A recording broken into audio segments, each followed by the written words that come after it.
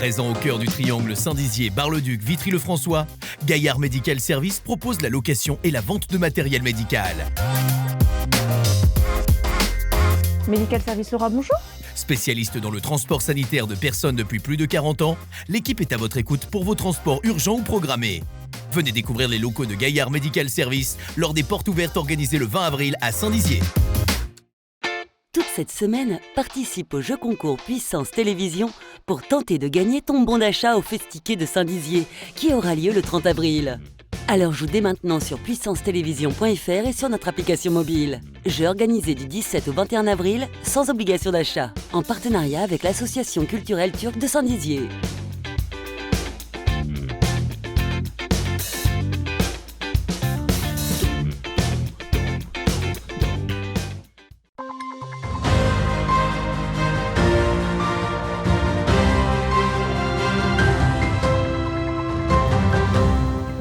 Bonsoir à toutes et à tous, lundi 17 avril, voici le titre de l'actualité de ce 15 Info.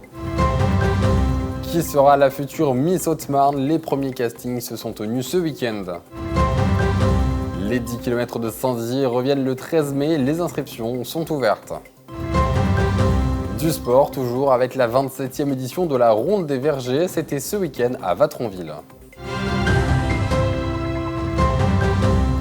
Et avant de connaître qui portera l'écharpe de Miss Haute-Marne 2023, dimanche 16 avril s'est tenu à Saint-Dizier le premier casting. 5 candidates sont venues tenter leur chance au sein de la salle du Palace avant l'élection qui aura lieu dans un mois. Manon de Fontis.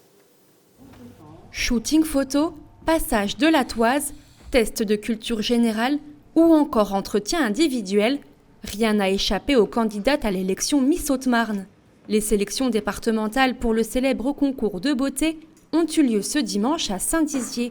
Je me dis ça peut être que enrichissant et que m'apporter des bonnes ondes, me prendre confiance en moi et tout. Alors voilà.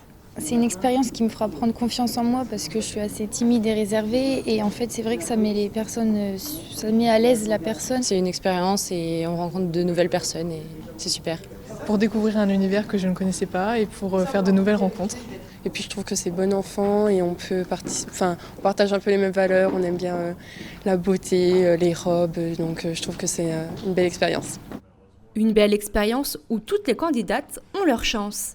Elles sont très peu, mais elles ont beaucoup de qualités et ça c'est vraiment très appréciable.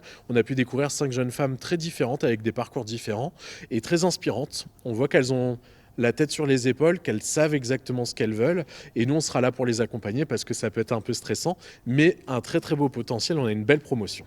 Rendez-vous le 13 mai prochain à la salle Le Palace de Saint-Dizier pour savoir qui de ces jeunes femmes portera l'écharpe de Miss Haute-Marne 2023. Et les inscriptions pour le 10 km de Saint-Dizier sont ouvertes depuis le mercredi 12 avril. Un parcours local qui conduira les futurs coureurs à arpenter les rues de la ville. Pour cette 20e édition, les organisateurs préparent une surprise basée sur des événements sportifs et sociaux pour la journée du 13 mai également, avec un top départ pour la course à 20h. Écoutez l'élu en charge des sports au micro de Thiago Kargovic. Les 10 km, les 20 ans, c'est un rendez-vous attendu par les Bragards et les habitants de notre territoire.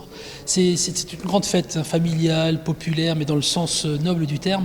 L'idée, c'est vraiment de se dire, en famille, je vais faire soit 3 km et demi, soit les 10 km. Parce que sincèrement, le parcours, c'est 3 boucles. On passe en centre-ville, donc on est à chaque fois encouragé. Puis bon, voilà, l'idée, c'est de se dire, on passe un moment festif parce que aussi, il y a un cadeau pour les 600 premiers, il y a un repas pour l'ensemble des coureurs et aussi une tombola. Il faut juste participer pour pouvoir être tiré au sort. Et en même temps, on veut une course où il y a de la performance sportive. Et donc c'est le cas à Saint-Dizier puisqu'on a quand même une course qui est labellisée FFA. Donc c'est-à-dire qu'elle est qualificative pour les championnats de France du 10 km. C'est-à-dire qu'on attire des gens qui viennent d'assez loin en fait pour pouvoir faire les minima au temps de qualification pour les championnats de France. Donc ce qui fait qu'on attire, on a des coureurs devant qui vont très très vite. Et puis derrière on a les débutants, mais voilà, tout ça se croise, ça court ensemble, et ce qui fait qu'on a une course familiale et en même temps avec un niveau élevé. Voici donc 2 rendez-vous qui auront lieu les 13 mai prochains à Saint-Dizier. Dimanche 16 avril s'est tenue à Vatronville, dans la Meuse, la 27e édition de la Ronde des Vergers, un événement sportif labellisé Meuse Terre d'échappée par nature. Plus de 1000 participants étaient présents dès le petit matin. Manon de Fontité, c'est sur place.